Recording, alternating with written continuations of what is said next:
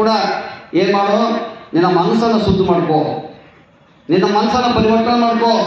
ಯಾಕಂದರೆ 11 ತಿಂಗಳಲ್ಲಿ ಮಾಡಿದಂಥ ನಿನ್ನ ತಪ್ಪು.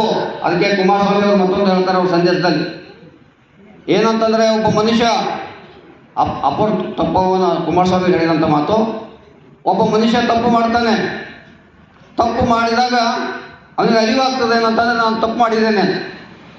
ಅರಿವನ್ನು ಮಾಡಿಕೊಂಡು ಮತ್ತೆ ತಪ್ಪು ಮಾಡಬಾರ್ದು ಅಷ್ಟೆ. ಒಂದ್ಸರಿ ತಪ್ಪು ಆಗ್ತದೆ ಸಹಜವಾಗಿ ಮಾನವನ ಮೇಲೆ, ಆದರೆ ತಪ್ಪು ಆದ ಮೇಲೆ ಮತ್ತೆ ತಪ್ಪು ಮಾಡಬಾರ್ದು, ಅದು ಅಪರಾಧ ಆಗ್ತದೆ ಅಂತ ಹೇಳ್ತಾರೆ ಅಪ್ಪ.